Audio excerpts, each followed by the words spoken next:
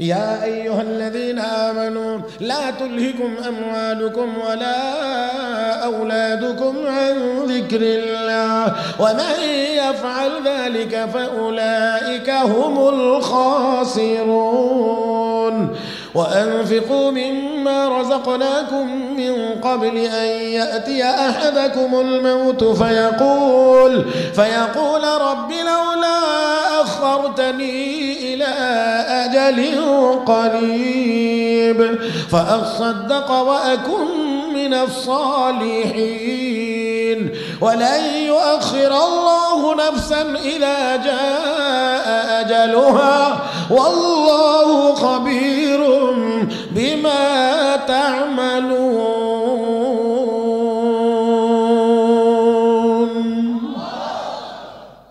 নির্দিষ্ট সময়টা যখন চলে যাবে আজরাইল সামনে চলে আসবে তখন আর চাইলে একটু সময় একটুও বাড়ানো যাবে না। ও মুসলমান, আজরাইল কখন আসবে এটা আমাদের কারো জানা নাই। বিশ্ব নবী হযরত আলী রাদিয়াল্লাহু তাআলা আনহুকে বলেন, আলী রে, মানুষ মউতকে অনেক দূরে বা কাছে মনে করে। হে আলী, তুমি কতটুকু দূরে বা কাছে মনে করো? হযরত আলী বলেন, ইয়া রাসূলুল্লাহ, আমি যখন যেই নামাজে দাঁড়াই মনে করি এটাই আমার জীবনের শেষ নামাজ। আল্লাহু আকবার। আলহামদুলিল্লাহি ওয়া কাফা ওয়া সালামুন আলা ইবাদিহিল্লাযীনা ইসতাফা। أما بعد فأعوذ بالله من الشيطان الرجيم. بسم الله الرحمن الرحيم. كل نفس ذائقة الموت ثم إلينا ترجعون. قال رسول الله صلى الله عليه وسلم: إن هذه القلوب تصدأ كما يصدأ الحديد إذا أصابه الماء. قيل: وما جلاؤها يا رسول الله؟ قال: كثرة ذكر الموت وتلاوة القرآن. آمنت بالله صدق الله مولانا العظيم وبلغنا رسوله النبي الأمي الكريم ونحن على ذلك لمن الشاهدين والشاكرين والحمد لله رب العالمين. اللهم صل على محمد وعلى آل محمد. اللهم بارك على محمد وعلى آل محمد كما باركت على إبراهيم وعلى آل إبراهيم إنك حميد مجيد. مسجد নূর জামে মসজিদ ফায়দাবাদ দক্ষিণখান ঢাকার উদ্যোগে আয়োজিত আজকে সপ্তম বার্ষিক ওয়াজ মাহফিলের মুহতারাম সভাপতি, উপস্থিত হযরত উলামায়ে কেরাম, সমবেত দিনদার ইমানদার মুসলমান ভাইরা, পর্দার আড়ালে অবস্থানরত শ্রদ্ধেয় সম্মানিত মা ও বোনেরা, রব্বে করিমের দরবারে শুকরিয়া আদায় করছি যিনি আমাদেরকে আজকের এই মুবারক মজলিসে আসার বসার, কোরআন ও সুন্নাহর কিছু কথা বলার ও শোনার তৌফিক দান করেছেন। মহব্বতের সাথে সবাই উচ্চ আওয়াজে পড়ি আলহামদুলিল্লাহ। যারা কষ্ট করে এখনো বসা আছেন, আরও অল্প কিছুক্ষণ সময় ধৈর্য সহকারে বসে থেকে আগ্রহ সহকারে কোরআন হাদিসের কথাগুলো শুনতে কি আপনারা সবাই রাজি আছেন? আওয়াজ করে আর একটু আওয়াজ করে বললে ভালো হয়। রাজি আছেন? মাশাআল্লাহ। নবীকে সবাই মহব্বত করেন, আমাদের নবীকে, ইসলামের নবী, দ্বীনের নবীকে সবাই ভালোবাসেন। শয়তানরে, শয়তানরে কেউ ভালোবাসেন না। একজনেও নাই। দেখেন বুঝে শুনে কেন একজনও নাই। নবীকে তো সবাই ভালোবাসেন তাই না? সময় সর্বোচ্চ 30 সেকেন্ড। নবীর মহব্বত হয়, নবীর মহব্বত বোঝা যায় এমনভাবে বসতে হবে, বসাটা দেখেই যেন বোঝা যায় আপনারা নবীকে মহব্বত করেন। 30 সেকেন্ডসের পরে বলা হবে কার মহব্বত কার সাথে। যে দেখা যাক কি হয়, আগে 30 সেকেন্ড আমি দেখে নিই। যে আরেকটু নড়াচড়া করতে হবে, একটু একটু নড়াচড়া করতে হবে। মাশাআল্লাহ মাশাআল্লাহ। পিছনে যে ভাইয়েরা একেবারে সীমান্ত এলাকায় আছেন, আমি আপনাদেরকে অনুরোধ করছি মেহরবানি করে একটু সামনে আসেন, নড়ে চড়ে নতুন করে বসেন। এই পাগড়িওয়ালা হুজুর তুমি কি আগাইতে পারো না? মুরব্বীরা আগে বেড়া। মাশাআল্লাহ মাশাআল্লাহ। যে আর যাদের কোনো কাজ নাই, কোনো দায়িত্ব নাই, দয়া করে এখানে কেউ দাঁড়িয়ে থাকবেন না। আলহামদুলিল্লাহ। যে মোটামুটিভাবে ঠিক হয়ে গেছে আর কি। হ্যাঁ, আর রাত্র তো অনেক হয়েছে, এখন 11:30টার উপরে। বুড়া বয়সে যত মাল্টিভিটামিনই দেন কিছুটা ঠেকানো যাবে, কিন্তু বুড়াটারে তো আর জোয়ান বানানো যাবে না। কথা বুঝেন নাই? কারণ এখন যদি আপনারা আরো কিছুক্ষণ শুনতেই চান, একটু সবাই সোজা হন তো দেখে, একটু সোজা হন। সুবহান, পুরা মাঠ লড়ে। কি পরিমাণ গোজা হয়েছেন আপনারা, মাশাআল্লাহ। একটু আমার দিকে তাকান, আমার দিকে, একদম আমার দিক। আর কেউ না হুজুরে পরে দেখেন, কালকেও দেখতে পারবেন। কথা বুঝছেন না? হুজুর বেজার হেন না, হুজুরের কালকেও দেখতে পারবেন, সমস্যা নেই। আমারে আবার কিছুক্ষণ পরে পাওয়া যাবে না, এই জন্য একটু আমারে বেশি করে দেখেন। আমার সাথে একটু মাঝে মাঝে কথা বলতে হবে, পারবেন তো ইনশাআল্লাহ? সবাই পারবেন? গুনার কোনো কথা হবে না, গুনাহের কোনো আওয়াজ হবে না, সওয়াবের আওয়াজ হবে। তাহলে তো আরেকটু জোরে পারবেন।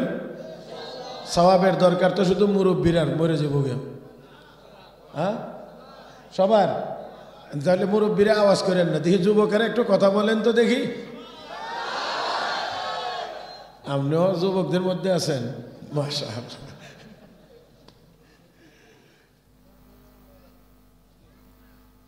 সওয়াবের সবার দরকার না?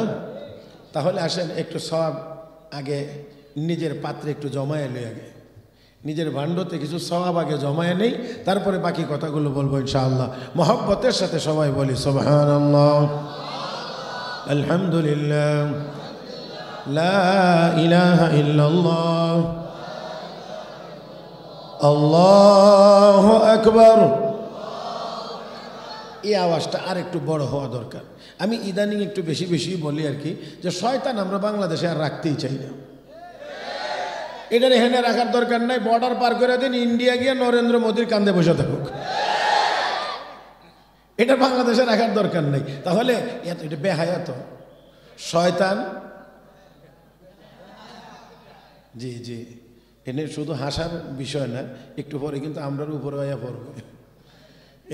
এই জন্যে মনে রাখতে হবে, বেহায়া কাজ যে করে সেই তো বেহায়া নাকি?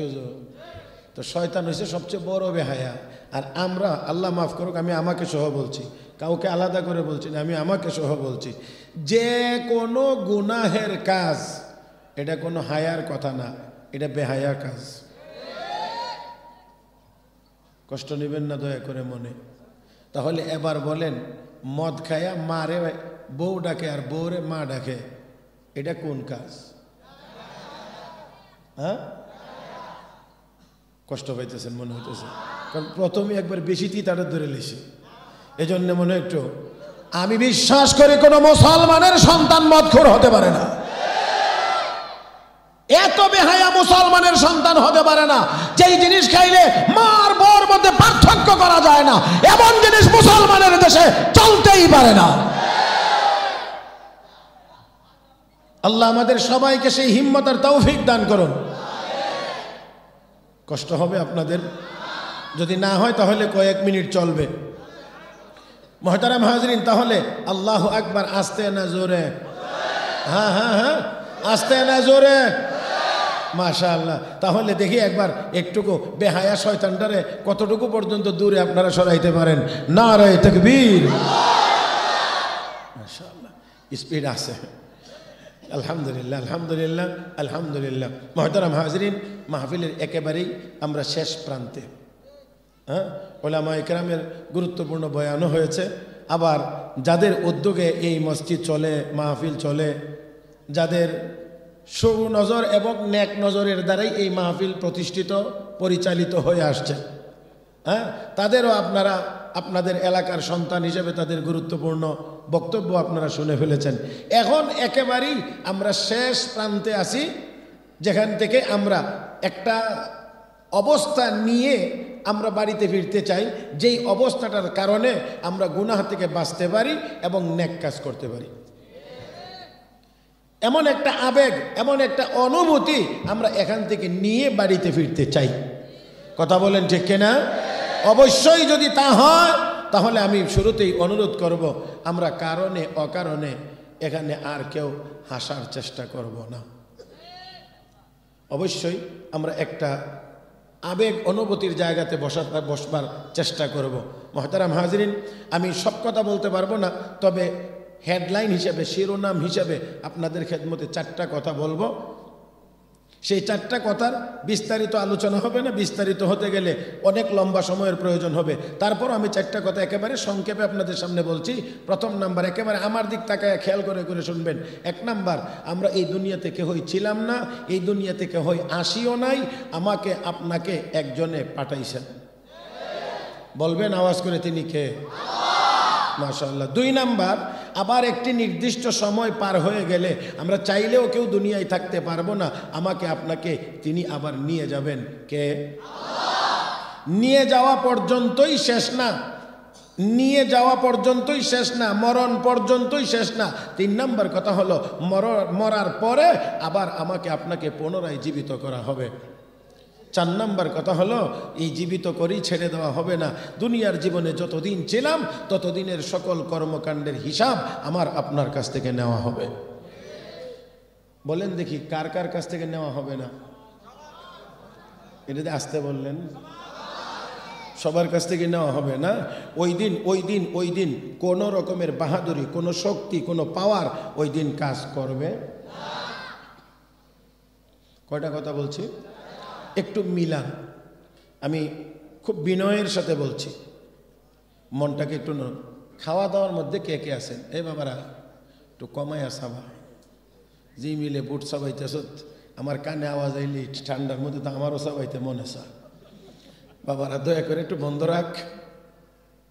জি, আমি একটি সুন্দর পরিবেশ চাই, যেখানে বসে আমরা কিছু কথা শুনলে আল্লাহর নবী সাহাবীদেরকে সামনে যেভাবে বলতেন সাহাবীরা শুনতেন, এর যেন আংশিক একটা নমুনা এখানে ফুটে ওঠে। গুরুত্ব থাকা চাই। যেই কাজে গিয়ে গুরুত্ব কম হবে সেই কাজ তত অসুন্দর হবে, যেই কাজের মধ্যে যত বেশি গুরুত্ব থাকবে সেই কাজ তত বেশি সুন্দর হবে। হযরত ইমাম মালিক ইবনে আনাস রাহমাতুল্লাহি আলাইহি, হযরত ইমাম মালিক ইবনে আনাস রাহমাতুল্লাহি আলাইহি মদিনার ইমাম দারিল হিজরা, হাদিসের ক্লাসে বসা হাদিস পড়াইতেছিলেন, দার্স দিচ্ছিলেন। জামার ভিতরে বিষাক্ত পোকা কামড়াইতেছে, উনি একেবারেই চুপচাপ, কোনো শব্দ, নড়া চড়া কিছুই করেন না। অন্যান্য দিন যতক্ষণ তিনি পড়াইতেন, আজকেও ঠিক এই কামড়ের ভিতর দিয়েই ততক্ষণ সময় তিনি পড়াইছেন। পড়ানো শেষ করে এবার ছাত্রকে বললেন, জামাটা উঠাইয়া দেখো তো কিসে কামড়াইতেছে। ছাত্র গিয়ে দেখে জামা উঠাইয়া পিঠের অধিকাংশ জায়গাতেই এই বিষাক্ত পোকার কামড়ের চিহ্ন আছে। ছাত্র আশ্চর্য হয়ে বললেন, হযরত, যখন প্রথম টের পেয়েছিলেন তখনই যদি বলতেন তাহলে তো এতগুলো কামড় আপনাকে খাইতে হতো না। হযরত ইমাম মালিক ইবনে আনাস রাহমাতুল্লাহ আলাইহি তখন বলছিলেন, আমি তো আল্লাহর নবীর হাদিস পড়াইতেছিলাম। যদি বুঝেন তাহলে সুবহানাল্লাহ আর একটু জোরে হবে। আমি তো নবীর হাদিস পড়াইতেছিলাম, আল্লাহর নবী তো এই হাদিস আমার কাছে পৌঁছাইতে গিয়ে দান শহীদ করেছিলেন। আমার নবী তো এই কথাগুলো আমার কাছে পৌঁছাইতে গিয়ে তায়েফে রক্ত ঝরিয়েছিলেন। আমার নবী তো এই কথাগুলো আমার কাছে পৌঁছাইতে গিয়ে নামাজের সেজদায় উটের ভুঁড়ির বোঝা আমার নবী সহ্য করেছিলেন। এতটুকু কামড় যদি আমি সহ্য করতে না পারি, রাসূলের হাদিসের ক্লাস যদি আমি বন্ধ করে দেই, কোন চেহারা নিয়ে হাসরের ময়দানে নবীর কাছে হাউজে কাউসারের পানি পান করার জন্য যাব? কোন চেহারা নিয়ে যাব? সেই জন্যে আমি এই কামড় সহ্য করেছি, যাতে করে আল্লাহর নবীর সামনে গিয়ে দাঁড়ানোর মতো অন্তত একটু সুযোগ আমার জন্য থাকে। এটা হলো হাদিসের ক্লাস। আর এখানে আমরা কোরআন হাদিসের কথাই শুনবো। এই জন্যে ভরপুর আজমতের সাথে আমরা শুনবার চেষ্টা করব। আল্লাহ যেন আমাদেরকে তৌফিক দান করেন। বলছিলাম চারটা কথা। এক নাম্বার কথা হলো, আমরা দুনিয়াতে ছিলাম না, আমরা দুনিয়াতে আসি নাই। আমাকে আপনাকে দুনিয়াতে পাঠানো হয়েছে। কে পাঠাইছেন? কেন পাঠাইছেন এটা আমাদের জানার কি দরকার নাই? আসলাম, খাইলাম, ঘুমাইলাম, চলে গেলাম, এই জন্যই কি দুনিয়াতে আল্লাহ আমাকে আপনাকে পাঠাইছেন? না না না না না না, অবশ্যই উদ্দেশ্য আছে। দুনিয়াতে আমরা সামান্য একটা কাজও উদ্দেশ্য ছাড়া করি না। তো আমরাই যদি উদ্দেশ্য ছাড়া করি না, এই বিশাল প্রজেক্ট মানুষ সৃষ্টি, এই প্রজেক্টটা তো ছোট না। দেখেন না একটু খেয়াল করে, বর্তমান পৃথিবীতে প্রায় 800 কোটি মানুষ। 800 কোটি মানুষ। আমার আপনার জন্য কত কিছুই না প্রয়োজন, কত কিছুর প্রয়োজন। এর মধ্যে কিছু প্রয়োজনের কথা আল্লাহ উল্লেখ করে আমাদেরকে আল্লাহর কি জন্য আল্লাহ বানাইছেন সেই কথাটা আল্লাহ আমাদেরকে বলছেন। আল্লাহ রাব্বুল আলামিন বলেন, ইয়া আইয়ুহান নাসু উবুদু রাব্বাকুমুল্লাযী খালাকাকুম ওয়াল্লাযীনা মিন ক্বাবলিকুম লাআল্লাকুম তাত্তাকুন الذي جعل لكم الأرض فراشا والسماء بناء وأنزل من السماء ماء فأخرج به من الثمرات رزقا لكم فلا تجعلوا لله أندادا وأنتم تعلمون.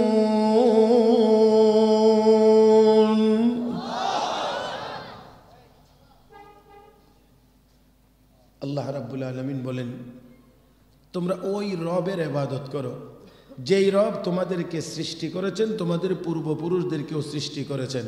তাহলে আওয়াজ করে বলুন, আমাকে আপনাকে সৃষ্টি করেছেন কে? আল্লাহ। তাহলে আলা লাহুল খালক ওয়াল আমর, সৃষ্টি যার, হুকুম চলবে। দুই নাম্বার, আল্লাযী জাআলা লাকুমুল আরদা ফিরাশা, যেই আল্লাহ তোমাদের থাকার জন্য জমিনকে ফ্লোর, বিছানা বানায়া দিয়েছেন, আসমানকে ছাদ বানায়া দিয়েছেন। কে বানাই দিয়েছেন? কত কিছু নিয়ে গর্ব করেন। হ্যাঁ, বিজ্ঞানের এই আবিষ্কার, এই আবিষ্কার, ওই আবিষ্কার, এটা ওইটা, এটা ওইটা। একদিন আসমানের দিকে তাকায় কইলেন না, এত বড় আসমানটা আমার আল্লাহ বানায় রাখছেন, আমার আল্লাহ কত বড়।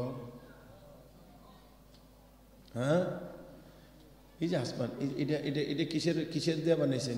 এই ছাদটা কিসের বানানো? কাপড় দিয়ে ছাদ বানাইছেন। পিলার কটা? হ্যাঁ, খুঁটি অনেকটি। তো আসমানের খুঁটি কো?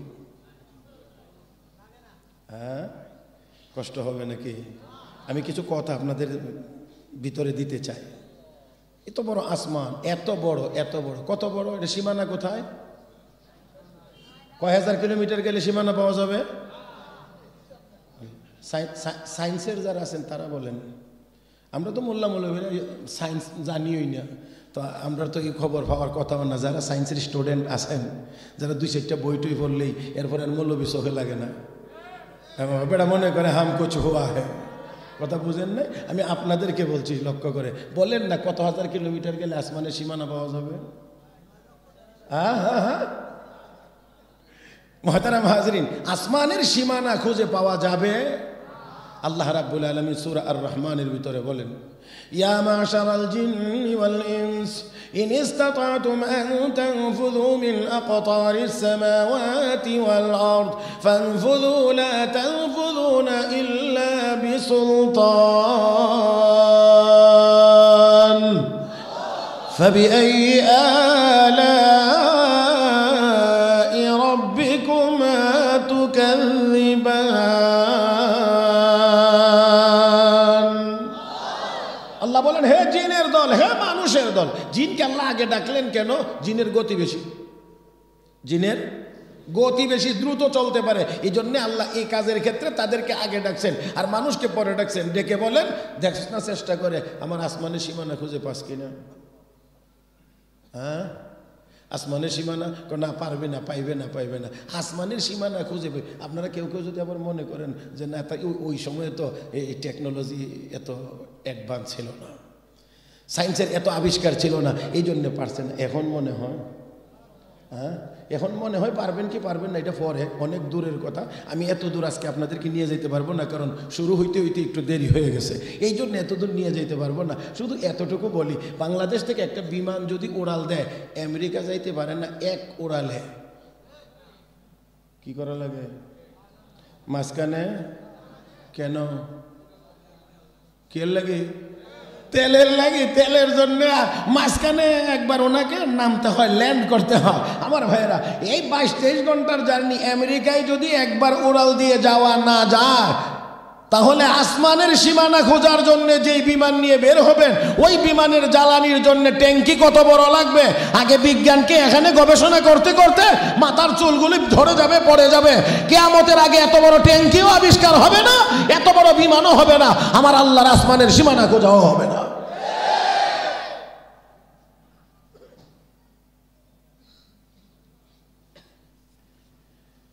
আল্লাহ আপনারা আমার চেয়ে বেশি ভালো জানার কথা।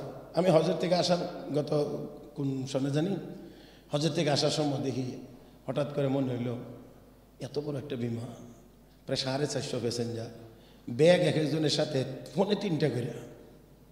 বলে ফোনে 3টা কেমনে? বড় বড় 2টা, ছোট ছোট 2-3টা। কথা বুঝেন নাই? গড়ে গড়ে ফোনে 3টা। এতগুলো জিনিস নিয়ে, এত বড় একটা বিমান, এতগুলো প্যাসেঞ্জার নিয়ে এইভাবে 38,000 39,000 ফুট উচ্চতায়, 40,000 ফুট উচ্চতায়, 30,000 ফুট উচ্চতায় এইভাবে উড়ে চলে, এত 900-950 কিলোমিটার গতিতে। বিমানের এই ইঞ্জিনের তেল লাগে কত? এটা আমি কই গিয়া কোনছে, কোনো কিতাবেও তো নেই। তারপরে খুঁজে খেয়েছে দূর পাইছি, মানে খোঁজ নিয়া ভুল হইতেও পারে, এটার মধ্যে অসম্ভব না। তারপরে যতটুকু পাইছি সেটা হলো আল্লাহ কি একটা মডেলের, একটা বোয়িং কোম্পানির 747 একটা মডেল আছে বিমানের, মোটামুটি বড় সাইজ আর কি, সোজা কথা। তো এই 747 মডেলের বিমানের জন্য নাকি প্রতি সেকেন্ডে তেল লাগে 4 লিটার। সর্বনাশ। সব কিছু এবার মিলানো শুরু করলাম মেশিনের টিপে গিয়ে দেখলাম যে প্রতি ঘন্টায় বিমানের তল চলার জন্য তেল লাগে 14,500 লিটার। 6 ঘন্টা উড়ার জন্য বিমানের দরকার হয় প্রায় 88,000 লিটার তেল। তো আরও যদি 1 ঘন্টার তেল এক্সেস নেওয়া লাগে, মোটামুটি 1 লাখ লিটার তেল নিয়ে বিমানটা সৌদি আরবের জন্য উড়াল দেওয়া লাগে। বাকিটা আপনারা সায়েন্সের স্টুডেন্টরা বাইরে গিয়ে হিসাব করেন। এখন আপনারা যদি আসমানের সীমানা খুঁজবার নিয়ত করেন, তাহলে ওই বিমানের ট্যাঙ্কিটা কত বড় বানাইবার চিন্তা করতে হবে। আগে এই চিন্তায় শেষ করতে পারবেন কিনা, তারপরে হলো পরেরটা। আমার ভাইয়েরা, তাহলে এবার আমার আল্লাহ কিয়ামত পর্যন্ত আনেওয়ালা সকল সায়েন্টিস্টদের চোখে আঙ্গুল দিয়ে আমার আল্লাহ দেখায় বলেন, খালাকাস সামাওয়াতি বিগাইরি আমাদিন তারাউনাহা।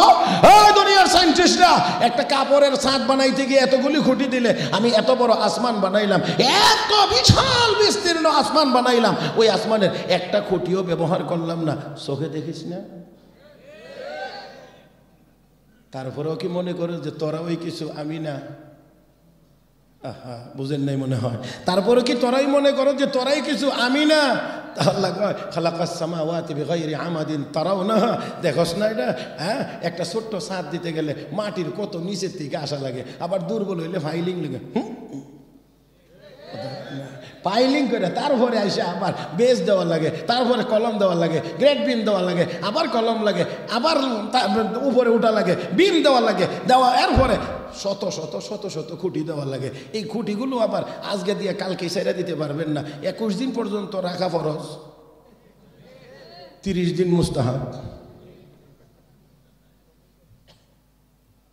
হ্যাঁ, তারপরেও অনেক দুর্ঘটনা ঘটে যায়।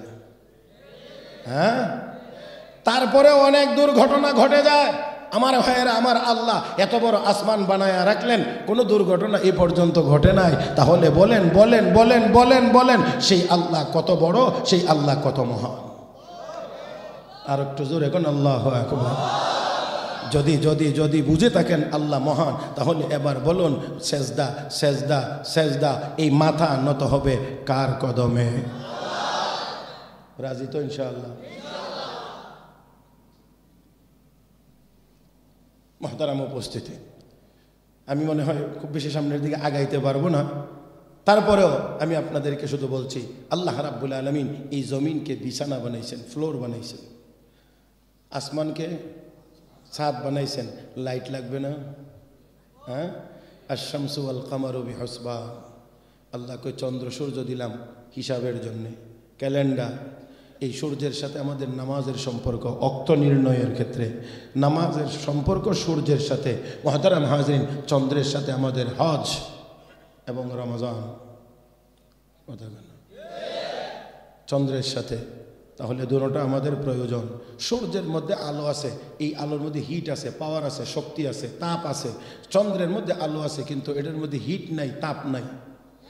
দুটোটাই আমাদের প্রয়োজন, দুটোটাই আমাদের প্রয়োজন। সূর্যের আলোতে ফসল ফল সবগুলো বড় হয়, বাড়ে, বাড়তি হয়, শক্ত হয়, পাকে। চন্দ্রের মিটি মিটি আলোর মাধ্যমে ওই ফলের ভিতরে মিষ্টি এবং স্বাদের ব্যবস্থা হয়। বলেন এই সূর্য কে দিয়েছেন? দিনের বেলা কাজ করতে হবে, দিনের বেলা কাজ করতে হবে, এজন্য বেশি আলোর প্রয়োজন। এজন্য আল্লাহ সূর্যটা কোথাও না। হ্যাঁ, আমি সবগুলো মনে হয় আমার পকেট থেকেই বলতেছি না। হ্যাঁ, তাহলে আসেন কোরআন খোলেন। রব্বে করিম বলেন, আলাম নাজআলিল আরদা মিহাদা ওয়াল জিবালা আওতাদা ওয়া খালাকনাকুম আজওয়াজান ওয়া জাআলনা নাওমাকুম সুবাতা ওয়া জাআলনাল লাইলা লিবাসান ওয়া জাআলনান নাহারা মা'আশা ওয়া বানাইনা ফাওকাকুম সাব'আন শিদাদা ওয়া জাআলনা সিরাজান ওয়াহাজা ওয়া আনজালনা من المعصرات ماء ثجاجا لنخرج به حبا ونباتا وجنات ألفافا।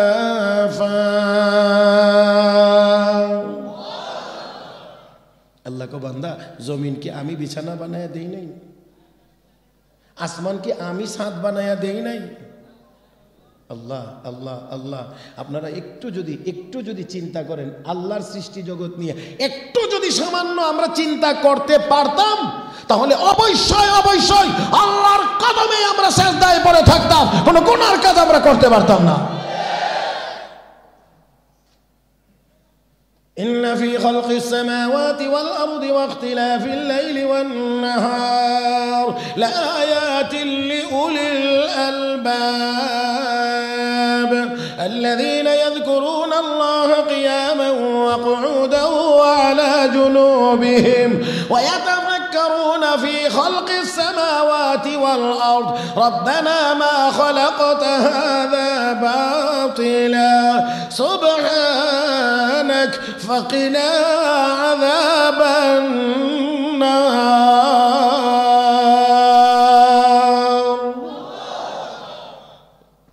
সবাই মিলে একসাথে একবারে সমস্বরে একবার আল্লাহু আকবার বলেন তো।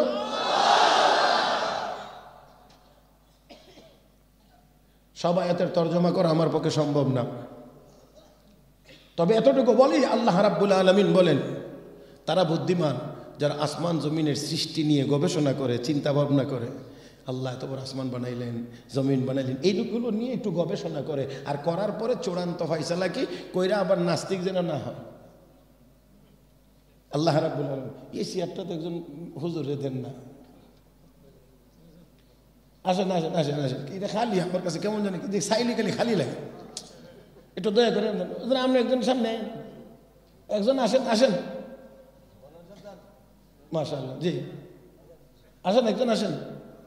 আলেম ওলামাদেরকে দেখলে তো ওনাদের সগীরা গুনাহগুলি মাফ হতো। আমিও মাঝে মাঝে চাইলে আমারটিও মাফ হতো।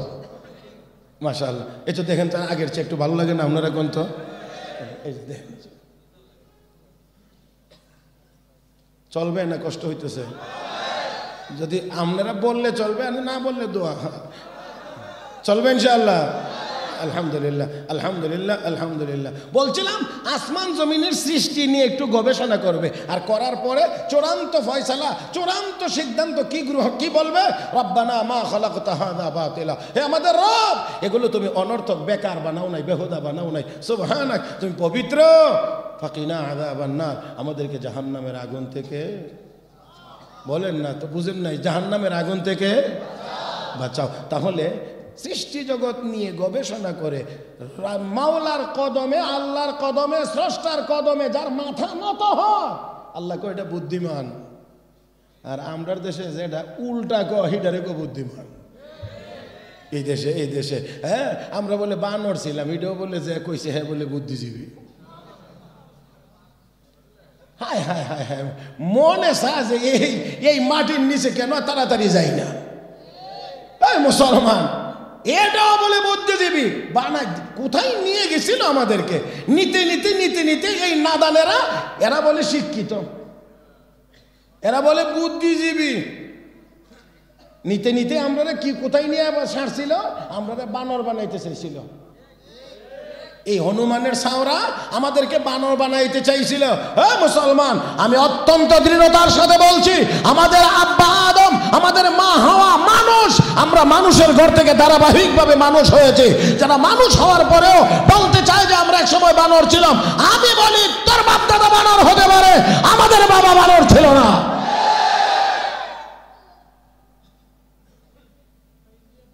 মুহতারাম হাজিরিন, আমি বলতে চাই এই বাংলার জমিনে বিগত দিনগুলোতে খোটার জোরে বহু ছাগল নাচানাচি করেছে, বহু ছাগল নাচানাচি করেছে খোটার জোরে। এই দেশে আমাদেরকে মানুষকে, এই দেশের মানুষকে বানর বানানোর চিন্তা ভাবনা পর্যন্ত করা হয়েছিল। আমরা বলতে চাই, আমার আপনার নবীর ইজ্জতের উপরে হামলা করা হয়েছিল, আল্লাহ এবং আল্লাহর রাসূলের শানে বেয়াদবিমূলক কথা এই দেশে লেখা হয়েছে, প্রচারিত হয়েছে। আমার বন্ধুরা, মসজিদ মাদ্রাসার বিরুদ্ধে কথা বলা হয়েছে, এমনকি অন্যায় ভাবে এই দেশের আলেম ওলামাদের হাতে পায়ে ডান্ডা বেরিয়ার হ্যান্ডকাপ লাগানো হয়েছে। আমরা বলতে চাই, এই বাংলার জমিন 5 লাখ মসজিদের জমিন, লক্ষ লক্ষ উলামায়ে কেরামের জমিন, হাজার হাজার মাদ্রাসার জমিন, যেই জমিনের উপরে হাজার হাজার আলেম উলামা হাঁটাহাঁটি করে, যেই জমিনের নিচে হাজার হাজার আউলিয়ায়ে কেরাম শুয়ে আছেন, এই জমিনকে ব্যবহার করে আমার নবীর ইজ্জতের উপরে হামলা করবে, এক লাইনও আর কোনো কুলাঙ্গারকে লিখতে দেওয়া হবে না। সতর্ক থাকতে হবে মুসলমান। আমরা বলতে চাই, এই দেশ 94% মুসলমানের দেশ, তাই বলে আমরা কোনো অমুসলিমের উপরে সামান্য পরিমাণ এতটুকু নির্যাতনও আমরা সহ্য করব না। কোন অমুসলিমের উপরে সামান্য পরিমাণ নির্যাতন, এটাও আমরা মেনে নেই না, বরদাস্ত করি না। আমরা বলছি, সব ধর্মের লোকেরা সম্পূর্ণ স্বাধীনভাবে যার যার ধর্ম পালন করবে, কোনো আপত্তি নাই, কিন্তু ইসলামের বিরুদ্ধে কেউ কথা বলবে, আমরা 1 সেকেন্ডের জন্য সহ্য করে নেব না। আমার ভাইয়েরা, বড়ই আফসোস এবং আক্ষেপের সাথেই বলতে হবে, বুঝতে চায় না, কেউই বুঝতে চায় না। কেন জানি বুঝতে চায় না, আল্লাহই জানে। যতই উলামায়ে কেরাম সতর্ক করেছে, সাবধান করেছে, অনুরোধ করেছে, ততই যেন উল্টা বুঝেছে। কথা ছিল, কথা কয় না, উল্টা সমঝিলে রে রাম। এটা আসল কথাটা জানেননি, এটা কিন্তু আমরা শূন্য শূন্য অনেকে জানি। এক হিন্দু ভদ্রলোক হাঁটতে হাঁটতে ক্লান্ত, কথা বুঝেন নাই, এখন আর হাঁটতে পারে না, এই জন্য রাস্তার কিনারায় বসে কইতেছে, একটা ঘোড়া দিতে যদি রাম, একটা ঘোড়া দিতে যদি রাম, একটা ঘোড়া দিতে যদি রাম। এর অর্থ হইলে একটা ঘোড়া হইলে ঘোড়ার পিঠে সওয়ার হয়ে যাইত। এমন সময়ে আরেক লোক ঘোড়া নিয়ে যায়, কিন্তু বাচ্চাটা দুর্বল, হাঁটতে পারে না। কথা বুঝেন নাই, ঘোড়ার বাচ্চাটা দুর্বল, এটা হাঁটতে পারে না। এখন এসে কতে নে এটা কান দিল, একটা ঘোড়া দিতে যদি, তো এখন সে নিজেই হাঁটতে পারে না, এখন মাথার উপরে উঠছে আর একটা ঘোড়ার বাচ্চা, এখন কাঁধে নিয়ে হাঁটে আর কয়, উল্টা সমঝিলে রে রাম, উল্টা সমঝিলে রে রাম। আমি চাইছিলাম আমি ঘোড়ার পিঠে সওয়ার হইব, এখন ঘোড়াই আমার পিঠে সওয়ার হইছে। উল্টা সমজিলের এরাম। ওই তখন উল্টা বুঝতো। ওই দেশের ওলামায়ে কেরাম হিতাকাঙ্ক্ষী দরদি হয়ে অনেক কথা বলেছিলেন, কিন্তু উল্টা বোঝার কারণে পরিণতি কি হয়েছে? শাইখুল হাদিস ইবনে শাইখুল হাদিস আল্লামা মামুনুল হক সহ অসংখ্য ওলামায়ে কেরামের হাতে পায়ে যারা ডান্ডা বেরিয়ার হ্যান্ডকাপ লাগিয়েছিল, আল্লাহ তো ঘুরায় সেই ডান্ডা বেরিয়ার হ্যান্ডকাপ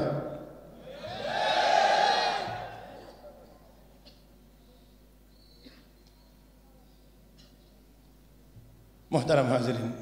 আল্লাহ, আমার বলার কথা ছিল কি, আর আমি বলি কি যাই কই, সোজা সোজা এখন হাইওয়ে রোডে গাড়ি ধরবো, এখন আর এই লোকাল রোডে চালাইব না ইনশাআল্লাহ। আসুন আসুন, বলছিলাম যে আল্লাহর সৃষ্টি জগৎ নিয়ে চিন্তা গবেষণা করে সর্বশেষ বলে কি, আল্লাহ তুমি এগুলো বেকার বানাও নাই, তুমি পবিত্র। আর আর চিন্তা গবেষণা করে যেটা গিয়ে বলে দেয়ার ইজ নো গড, হ্যাঁ, আল্লাহ বলতে কিছুই নাই। এটা এটা এটা হইল আবু জাহেলের নাতিপতি।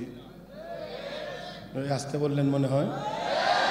এটা যারা যারা চিন্তা গবেষণা করে করে করে করে সর্বশেষ গিয়ে দেয়ার ইজ নো গড, আল্লাহ বলতে কিছুই নেই, তাহলে বুঝতে হবে এটা একেবারে আবু জাহেলের সাক্ষাৎ নাতি।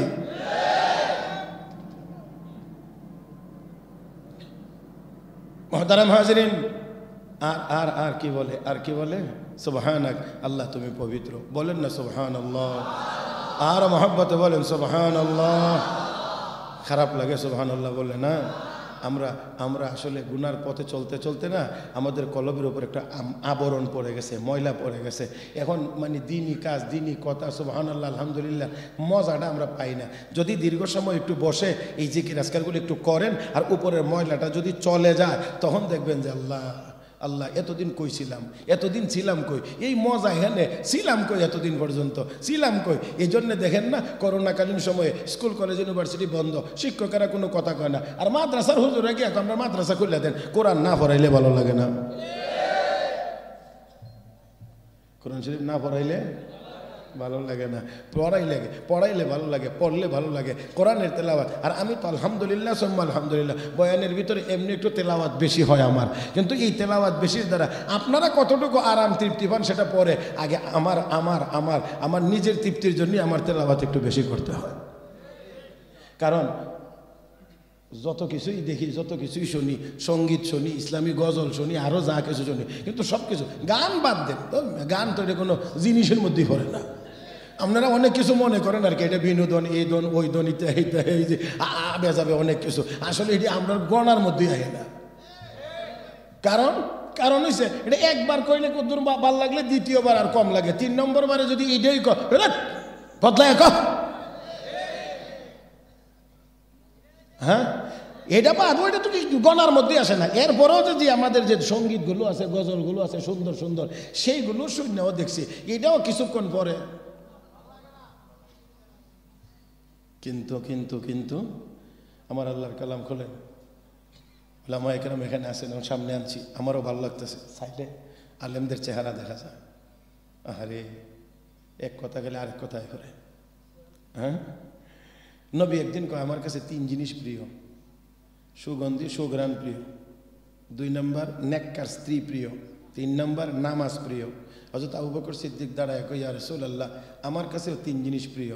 1 নম্বরটা হলো আন-নাজরু ইলা ওয়াজহিক, নবী আপনার চেহারা মুবারক দেখা আমি আবু বকরের কাছে প্রিয়। আবু বকরের কাছে নবী প্রিয়, উমরের কাছে নবী প্রিয়, সাধারণ মুমিনের কাছে আলেমের চেহারা প্রিয়। আলেম দেখলে যদি কারো একটু জ্বালা ওঠে, অ্যালার্জি ওঠে, তাহলে বুঝতে হবে ডাল মে কুছ কালা হে।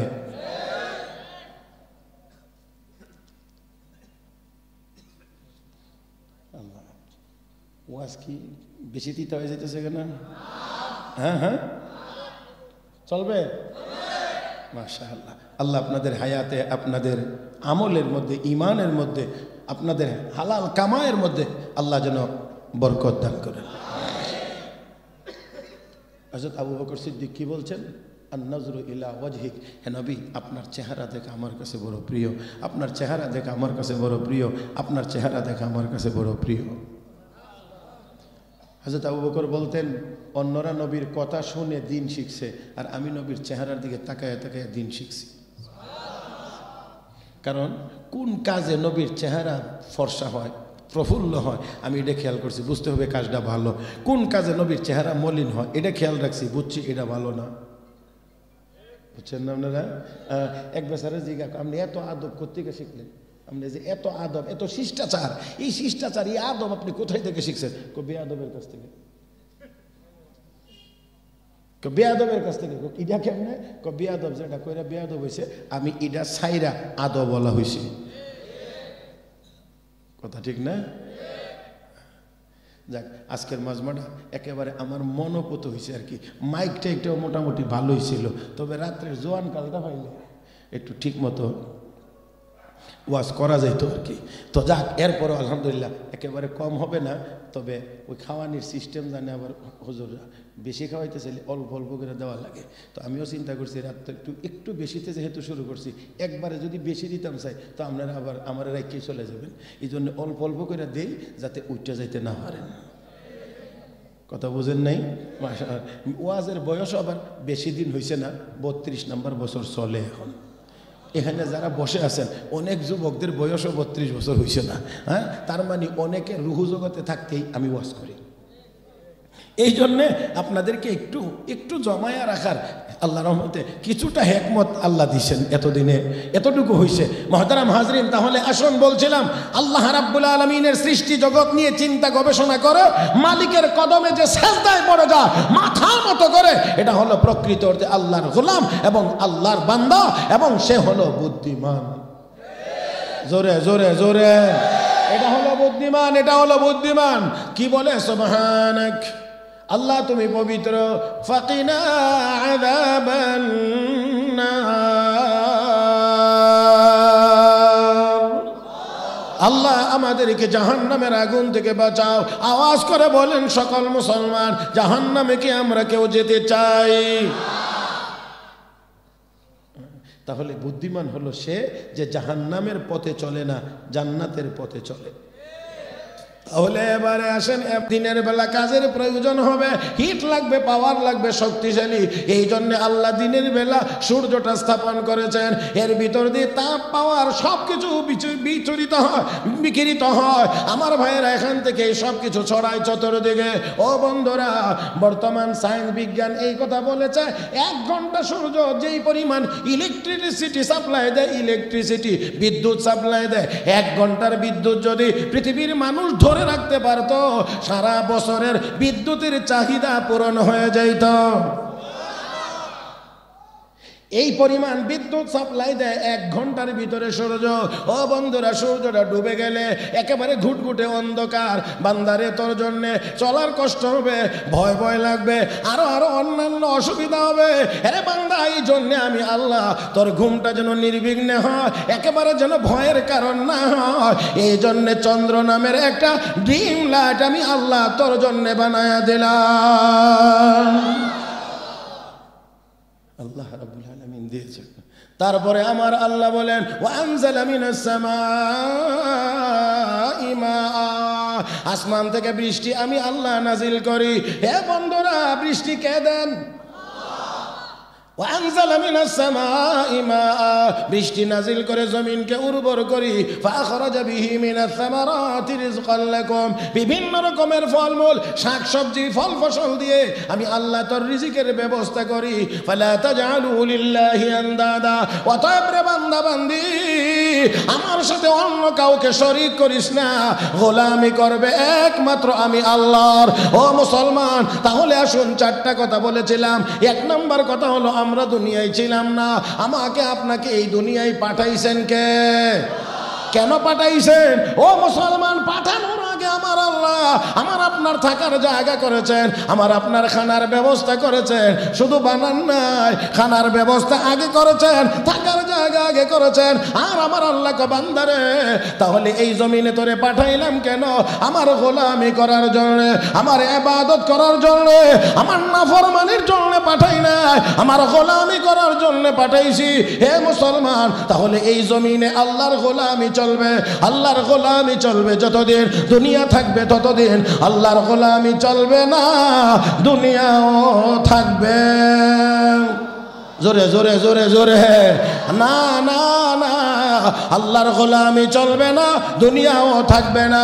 যতই কাফের বেঈমানরা দুনিয়া ভরপুর থাকুক না কেন, সায়েন্স টেকনোলজি যতই অ্যাডভান্স হোক না কেন, আমার নবী বলেন লা তাকুমুস সাআ হাত্তা ইউকালা ফিল আরদি আল্লাহ আল্লাহ আল্লাহ আল্লাহ বলার মতো একজন ইমানদার থাকবে, দুনিয়া থাকবে।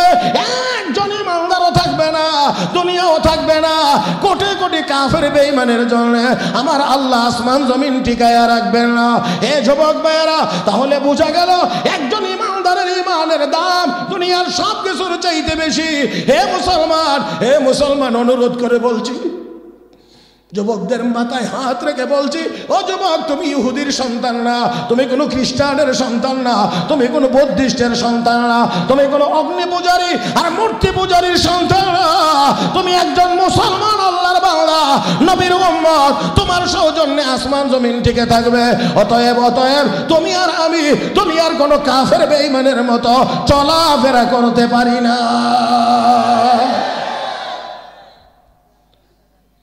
অবশ্যই অবশ্যই অবশ্যই আমাকে আপনাকে সদা সর্বদা চলার ক্ষেত্রে আমি যে আল্লাহর বান্দা, আমি যে নবীর উম্মত, আমি যে একজন মুসলমান, সেই কথাটা আমার মাথায় রেখে আমাকে চলতে হবে।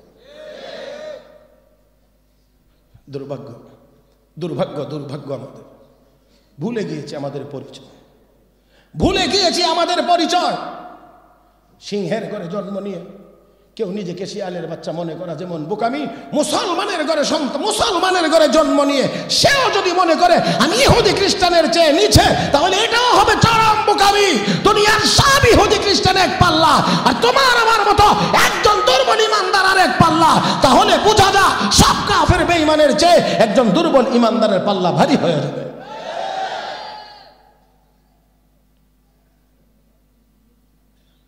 আসুন নিয়ত করি আজকের মাহফিল থেকে আমরা আল্লাহর ইবাদত করব। আল্লাহর ইবাদত করব কার? কার? আল্লাহর ইবাদতের মধ্যে, ইবাদতের জগতে সবচেয়ে বড় ইবাদতের নাম হলো 5 ওয়াক্তের নামাজ। জোরে কান। মসজিদে নূর জামে মসজিদের উদ্যোগে মাহফিলের আয়োজন। ওয়াজ তখনই সার্থক হবে যেই মহিয়সী নারীর কথা বলা হয়েছে, যিনি এই মাহফিলের স্বপ্নদ্রষ্টা, যিনি সর্বপ্রথম উদ্যোগী হয়ে মাহফিলের আয়োজন করার কথা বলেছেন। এই ওনার এই উদ্যোগ আর এই ওনার ছেলেরা যারা আজকে এই কাজগুলো চালিয়ে যাচ্ছেন, তাদের সব মেহনত, আমাদের এই বয়ান করা, আপনাদের কষ্ট করে এই বয়ান শ্রবণ করা, সবগুলো তখনই সার্থক হবে যদি আমরা নামাজি হয়ে যেতে পারি। আর না হয় আসলাম, বসলাম, বললাম, শুনলাম, গেলাম, আর যাইবার সময় কবে হুজুরটা জানছিল না, সাংঘাতিক। এই পর্যন্ত চমৎকার ওয়াজ করছে। কেউ কেউ আবার আরেকটু আগে কইব ওয়াজটা হয়েছে ফাটাফাটি। ওয়াজও বলে ফাটাফাটি। একদিন জিজ্ঞাসলাম এক যুবক রেখে রে, কেমনে ওয়াজ করলে ফাটাফাটি? জি, এটাও মনে রাখতে হবে, ওয়াজের ক্ষেত্রে কোরআন হাদিসের সাথে অসামঞ্জস্যশীল কোনো শব্দ যেন আমাদের দ্বারা প্রয়োগ না হয়, এটাও খেয়াল রাখা দরকার। আর আজকে আরেকটা জিনিস খুব বেশি, মানে ওলামায়ে কেরামের নাম বলার ক্ষেত্রে না মাওলানা, না কোনো অনারেবল ওয়ার্ড, সম্মানজনক কোনো শব্দ সাথে লাগানো। কে আইব? মামুনুল হক। বোঝা যায় মামুনুল হক যেন 5 বছরের কোনো শিশু বাচ্চা। কে আইব? আরিফ বিন হাবিব। বোঝা যায় বক্তব্যে পড়ে। জি না, এইভাবে না। অবশ্যই একেবারে সংক্ষেপেও যদি বলেন, বড় করে কিছু নাও বলেন, অন্তত মাওলানা মামুনুল হক, মাওলানা আরিফ বিন হাবিব, অন্তত এতটুকু যেন হয়। না, কোনো কিছু না। বোঝা যায় মানে ছাগল রাখালো যেমন, গরু রাখালো যেমন, এই মাওলানা সাহেব যে যিনি আসবেন, এত বড় আলেম, মুহাক্কিক আলেম বয়ান করে, উনিও যেন নামটা শুনলে বোঝা যায় এমনই। এত এত এত শর্ট কেন আমরা? আজকে আমি এই একটা কথা আপনাদের জেনে দিয়ে যেতে চাই, এই মজলিসে আরও মজলিসে দিয়েছি এবং দেব ইনশাআল্লাহ আরও। সেটা হলো, আমরা কোনো আলেম ওলামার নাম বলতে গেলে অন্তত মিনিমাম মাওলানা অন্তত এতটুকু লাগাইয়া বলবো। ইনশাআল্লাহ বলেন, ইনশাআল্লাহ বলেন। আল্লাহ সবাইকে তৌফিক দান করুন। আমি পারি না মাওলানা ছাড়া একজন আলেমের নাম উচ্চারণ করতে। আমার সামনে 15 বছর, 16 বছর, 18 বছরের ফুলাফান এত বড় বড় উলামায়ে কেরামের নাম নিয়ে ডাকে। একটু ভাবা উচিত। আলেমকে সম্মান করা, নবীকে সম্মান করা। কথা বলেন, আলেমকে সম্মান করা, নবীকে সম্মান করা। কাজে আমরা যেন এই সম্মানটা কিভাবে করা লাগে এই দিকগুলো যেন আমরা একটু খেয়াল করি, একটু খেয়াল করি। আমাদের দেশে যদি কেউ চেয়ারম্যান হয় তাহলেও তাকে মাননীয় চেয়ারম্যান বলে, সংসদ সদস্য হলে মাননীয় সংসদ সদস্য বলে। সংসদের ভিতরে মাননীয় সারা বলা কোনো নাই, অনুমতিই নেই। শুধু সংসদ সদস্য না, মাননীয় সংসদ সদস্য। এই জন্যে সংসদ সদস্যরা যেমন স্পিকারকে বলে মাননীয় স্পিকার, স্পিকার সভাপতির আসনে বসেও তিনিও বলেন মাননীয় সদস্যবৃন্দ। তাহলে এদের ক্ষেত্রে যদি মাননীয় শব্দটা লাগানো লাগে আর আমাদের কার্যপ্রণালী বিধি অনুযায়ী এটা বাধ্যতামূলক মাননীয় বলা, তাহলে আমরা কি উলামায়ে কেরামের নামের আগে দিয়ে অন্তত মাওলানা বলতে পারবো না? আমার ভাইয়েরা, আল্লাহ আমাদের সবাইকে বোঝার তৌফিক দান করুন। রাত কয়টা হয়েছে? আপনারা যে আমার কিছু বলেন না, একেবারে আনলিমিটেড লাগাই দিয়ে রাখছেন নাকি? হ্যাঁ, যে চলছে চলছে এমন যে চলতে থাক। মাশাআল্লাহ। আমরা দেখেন শুনেন ভাইজান, আমিও বুঝি যে সারা রাত কেন যদি বলি যে এই পুরা জানুয়ারি মাসের যে আর বাকি কয়টা দিন আছে প্রতিদিনও যদি ওয়াজ শোনানো হয় তারপরও আপনাদের হালত এমনই হবে, মানে আরো। কিন্তু আপনারা যতটুকু পারবেন, অন্তত আমি এতটুকু পারবার কথা না।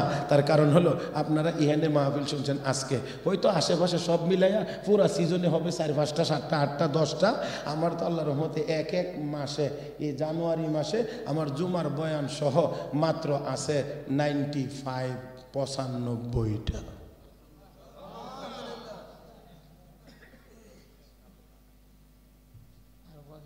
জি, তো অতএব আমি আপনাদের সাথে কোলাইতে পারবো না।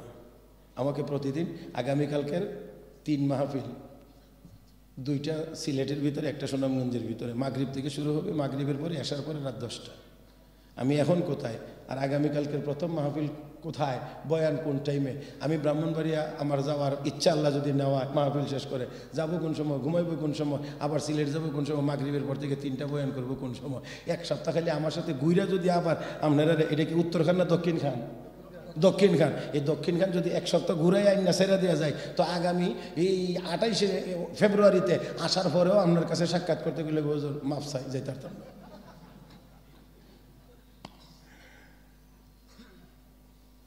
মহতারাম উপস্থিতি, এই জন্যে আমাকেও একটা সময়ের মধ্যে কথা শেষ করতে হবে।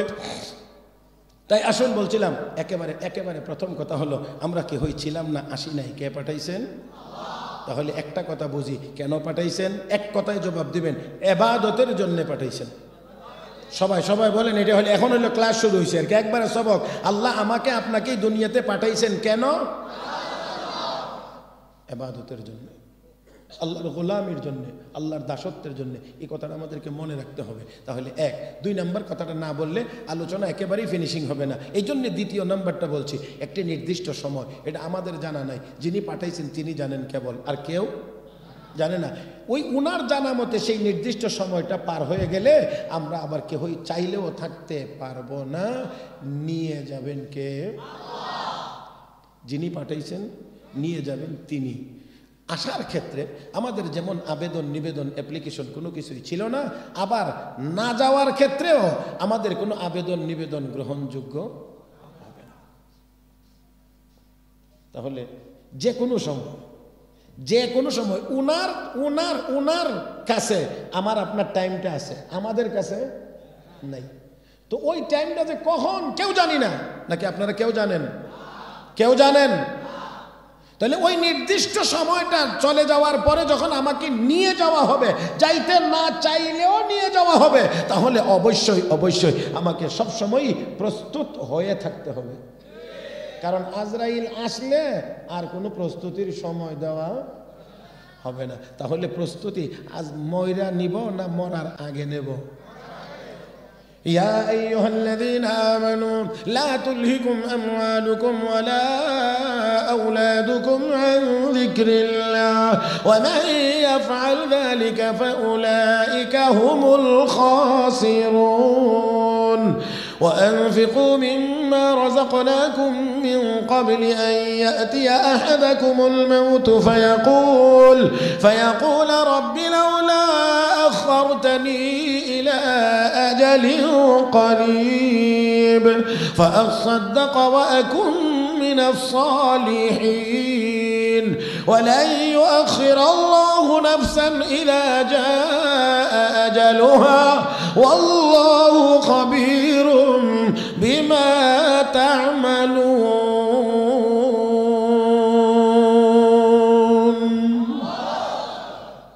নির্দিষ্ট সময়টা যখন চলে যাবে আজরাইল সামনে চলে আসবে তখন আর চাইলে একটু সময় বাড়ানো একটুও বাড়ানো যাবে না। ও মুসলমান, আজরাইল কখন আসবে এটা আমাদের কারো জানা নাই। বিশ্ব নবী হযরত আলী রাদিয়াল্লাহু তাআলা আনহুকে বলেন, আলী রে, মানুষ মউতকে অনেক দূরে বা কাছে মনে করে।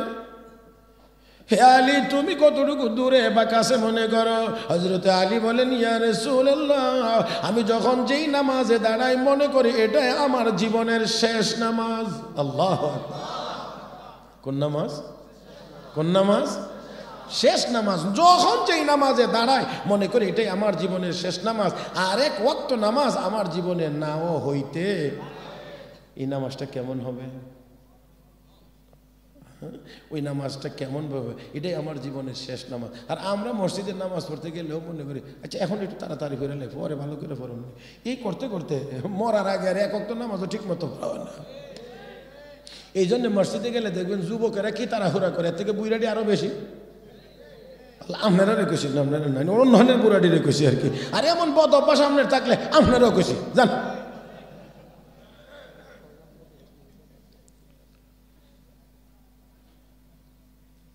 আমি একবার এক মুসল্লি এত বড় তসবি ফলিতিনও বইরা না, 1000 দানার তসবি। তো মাশাআল্লাহ ভালো দেখে মনে হলো খুশি হয়েছে, যাক আমার মুসল্লির মধ্যে এত বড় একজন আমলি মানুষ এত বড় তসবি নিয়ে আসেন। তসবি টানা গোড়া যে টানে আল্লাহ, বোঝা যায় যেমন ইলেকট্রিক গতি। আপনারা আমার দিকে তাকাইলে বুঝবেন। আমি একদিন 2 দিন দেখলাম, দেখার পরে কি পরে এত দ্রুত, যেটা আল্লাহ আল্লাহ বলতে গিয়েও দেখি ওনার তসবির দানা কয়েকটা যা। তাহলে এই এত বড় তসবি আনার আর এই ইলেকট্রিক গতিতে টানার মধ্যে কি ফজিলত আমার জানা নাই। আল্লাহ বেশি চান না, আল্লাহ সুন্দরটা চান।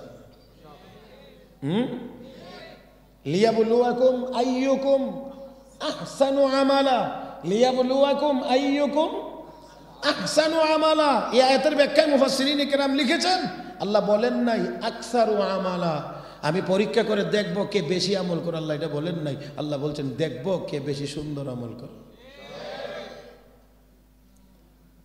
হ্যাঁ, এই জন্যে নফল নামাজ 8 রাকাত না পড়ে প্রয়োজনে 4 রাকাত পড়েন। 8 রাকাতের সময় দিয়ে 4 রাকাত পড়লে 4 রাকাত সুন্দর হবে। আমরা রাকাত বাড়াইতে চাই, সুন্দর চাই না খালি। আরে বাপরে বাপ।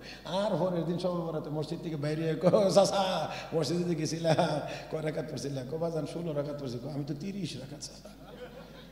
কথা বুঝেন না?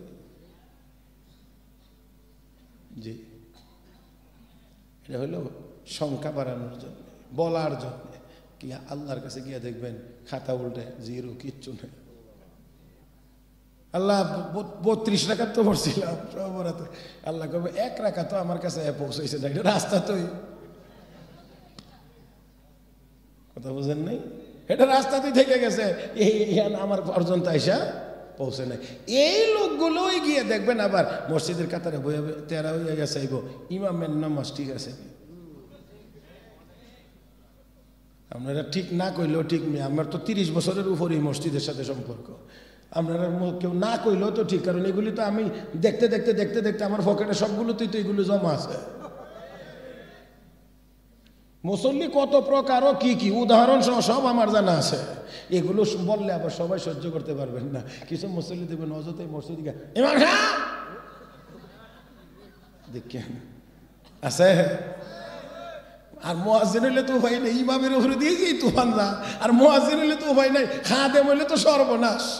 হ্যাঁ, এগুলির উপরে মোটামুটি একটু গবেষণা করে দেখছি, একটাও ঘরের বউ সাথে পারে না, একটাও পারে না। ওইখানে গেলে বিড়ালের মতো, মসজিদে আইলে সিংহের মতো গর্জন দিয়ে ওঠে। আমরা তখন বুঝি মসজিদে কেন কেরকেরা। আসল কথা হলো এখানে যে রাগটা জমছে, এখানে তো আর প্রয়োগ করতে পারে নাই, সবটাই ছেড়ে দিছে মসজিদের মুয়াজ্জিনের উপর দিয়ে।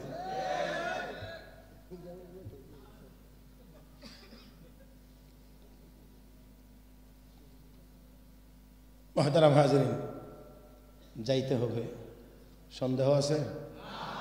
কত ভাগ সত্য? হ্যাঁ, যাইতে যে হবে, কত ভাগ সত্য? কখন যাবেন? হ্যাঁ, কখন যাবেন?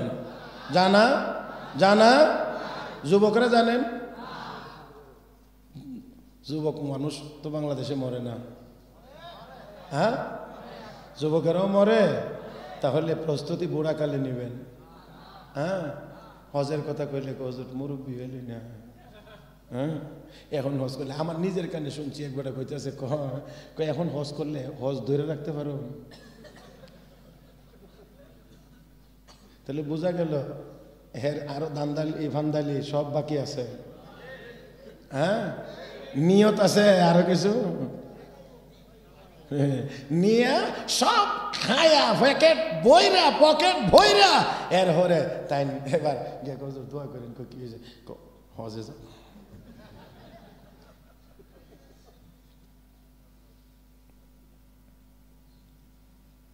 আজকে না নতুন আইসি তো আপনাদের এখানে, কারণ কথা বুঝেন নাই, যদিও ওয়াজের বয়স অনেক, কিন্তু আপনাদের সাথে নতুন কাজে বেশি তিতাটা বলা যাবে না, একটু আরেকটু পরে সম্পর্কটা আরেকটু গভীর হয়ে এলো, তাহলে আরেকটু তিতাটা বলা যাবে আর কি। কি কোন বেশি আরও যদি হিট মারি তাহলে আবার একটু সমস্যা। জি জি জি, রাখেন রাখেন না, আমার বেশি আবেগ দেখেন না, কারণ আমি জানি তো গত 2-4 বছর আগে আনুমানিক, যে 4 বছর আগে বাংলাদেশের এক জেলার এক থানায়, নামও বলবো না, যে আমার দাওয়াত আলোচনার বিষয় হলো সুদ ঘুষ। মোটামুটি চমৎকার না? তো সুদ ঘুষ হলে আমার বিষয়, আমি বললাম বিষয় যুগ উপযোগী, সময় উপযোগী, অত্যন্ত জরুরি, কিন্তু সহ্য করতে পারবো না আপনার শ্রোতারা। কোন হুজুর কোনো অসুবিধা নাই? ঠিক আছে, কোনো অসুবিধা নাই। তো গেছি, বয়ান শুরু হয়েছে, মোটামুটি ওয়াজ অর্ধেক যখন গেছে, এরকম চেয়ারের মধ্যে বসা, আল্লাহ মাফ করো, এক মুরব্বীকে ঠিক এই মিডল পয়েন্টে থেকে, মাঝামাঝি জায়গার থেকে এই ডাইন সাইডে দেই, একজন মুরব্বী দাঁড়ায়, হুজুর হুজুর, আমাকে কাজ হয়েছে, যেটা বলছিলাম, হুজুর অনেক কষ্ট করে হুজুর আপনার দাওয়াত দিয়ে আনছি, নবীর জীবনী থেকে একটু ওয়াজ করেন। মনে মনে বললাম যে আমার ওয়াজে অ্যাকশন হয়েছে। এখন শ্রোতা তো বেড়ার দিকে খুব ক্ষিপ্ত হচ্ছে, তা আমি তো বুঝতেছি, আমি বলছি আপনারা চুপ থাকেন, নীরব থাকেন, নীরব। মুরব্বীরে বলছি, মুরব্বী আপনি একটু বসেন, বসেন, আমি নবীর জীবনী থেকে এখন ওয়াজ করবো, বসেন। বেটা খুব খুশি হয়ে বসছে, জানে না যে এর পরের মেডিসিনটা কি আইতেছে, কথা বুঝেন নাই? তারপরে আমি বললাম যে মুরব্বী শোনেন, আমার নবীর জীবনী এত পবিত্র, এত পবিত্র, এখানে কোনো বিন্দু পরিমাণ গুনাহের কোনো কালো দাগ নাই। আমার নবীর 63 বছর জীবনের ভিতরে একটা টাকাও সুদ খায় নাই, একটা টাকাও ঘুষ খায় নাই।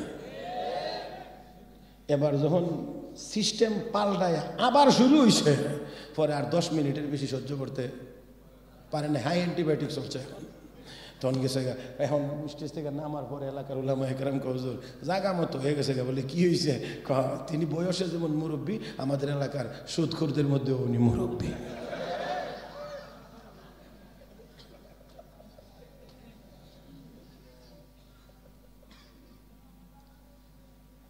বুঝতে পারছেন? এই জন্য কিছু থাক, কিছু থাক। তবে আমি শেষ কথা বলতে চাই, একেবারেই আর লম্বা সময় নেব না, মাত্র 2-3 মিনিটের মধ্যে কথা শেষ করব। তবে একেবারে আমার চোখের দিকে তাকাইবেন, এটা হলো আমার শেষ অনুরোধ। একেবারে আমার চোখে চোখে তাকে কথাগুলো বলবেন, শুনবেন। মুসলমান যাইতে যে হবে এটা শতভাগ নিশ্চিত, জানা নাই কখন যাব। সেই জন্যে বুড়াকালে গিয়ে প্রস্তুতি নেব এমন চিন্তা, এটা হলো শয়তানি চিন্তা। আমাকে সব সময় প্রস্তুত থাকতে হবে, সব সময় আমাকে প্রস্তুত থাকতে হবে। যে কোনো সময় ডাক আসলেই যেন আমি জান্নাতের উপযোগী হালতে যাইতে পারি। কথা বলেন ঠিক কিনা? যখন আসবে তখন আফসোস করলে কোনো লাভ হবে না, আফসোস করলে কোনো লাভ হবে না। সময় চাইলে বাড়ায়া দেওয়া হবে না, সময় চাইলে বাড়ায়া দেওয়া হবে না। আমাকে নির্দিষ্ট সময়ই চলে যাইতেই হবে। শেষ কথা যেটা, এই কথাটা বলে হযরত আলীর কথাটা কি আপনাদের স্মরণ আছে? হযরত আলী বলেন, ইয়া রাসূলুল্লাহ ইয়া হাবিবাল্লাহ, ও গো নবীজি, আমি যখন যেই নামাজে দাঁড়াই মনে করি এটাই আমার জীবনের শেষ নামাজ।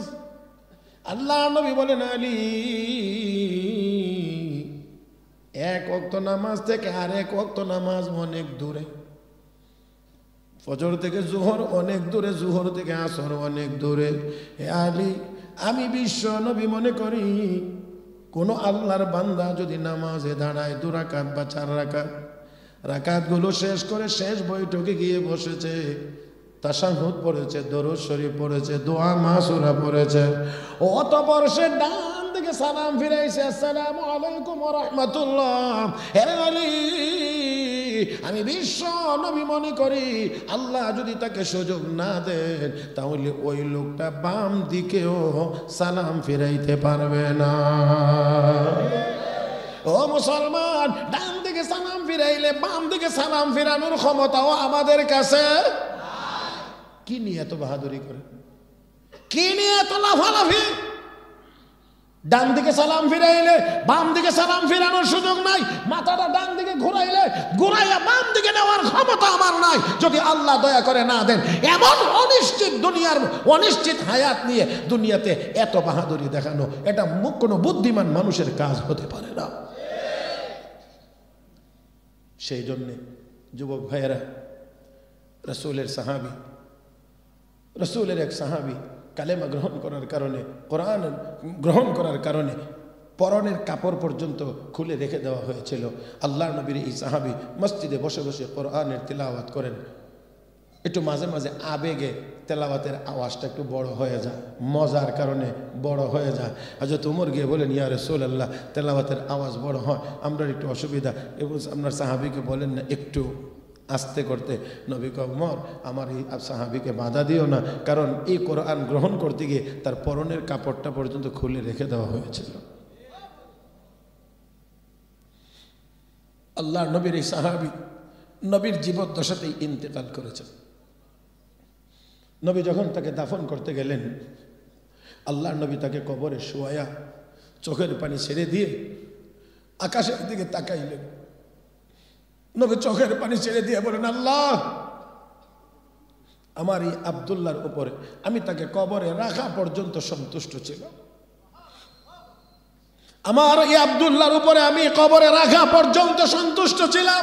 হে আল্লাহ, তোমার কাছে এখন দরখাস্ত হলো, এখন থেকে তুমি আল্লাহ আমার আব্দুল্লাহর উপরে সন্তুষ্ট হয়ে যাও। পাশে আরেক আব্দুল্লাহ দাঁড়ানো, তার নাম আব্দুল্লাহ ইবনে মাসউদ রাদিয়াল্লাহু তাআলা আনহু। পর আক্ষেপ করে বলছিলেন, হে আব্দুল্লাহ, আজকের এই কবরের লাশ তুমি আব্দুল্লাহ না হয়ে আমি আব্দুল্লাহ হইলে আমার কপাল কতই না ভালো হয়ে যেত।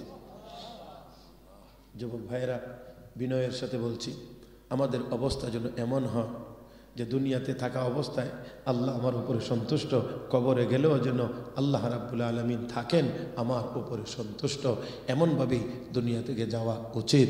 আমি বলছিলাম 4টা কথা, এর মধ্যে মাত্র বলছি কয়টা? 2টা। তাও 2টা আসলে সমাপ্ত না, অসমাপ্ত অবস্থায়। তবে এতটুকু কথা, আমরা দুনিয়াতে যেমন ছিলাম না, আমরা দুনিয়াতে থাকতেও পারবো না, যাইতেই হবে। আর যাওয়া পর্যন্তই শেষ না, আবার জিন্দা করা হবে, হিসাব নেওয়া হবে। কাজেই ওই হিসাবের জন্যে আমাদেরকে চিন্তা করতে হবে। আর যদি হিসাবের চিন্তা করি তাহলে গুনার কাজ সম্ভব হবে। সম্ভব হবে না। তাহলে আসুন এই মৌত এবং মৌতের পরবর্তী জীবনের কথা স্মরণ করে সব রকমের গুনার কাজ পরিত্যাগ করে বেশি বেশি নেক আমল করার মাধ্যমে দুনিয়ার জীবনের শান্তিময় জীবন, পরকালে জান্নাতি জীবনের উপযুক্ত হয়ে যেন আমরা দুনিয়া থেকে বিদায় গ্রহণ করতে পারি। আল্লাহ রাব্বুল আলামিন যেন আমাদের সবাইকে তৌফিক দান করেন। মোহাব্বতের সাথে সবাই বলি আমিন। ইয়া রাব্বুল আলামিন। সুবহানাল্লাহ ওয়া বিহামদিহি সুবহানাল্লাহিল আযীম।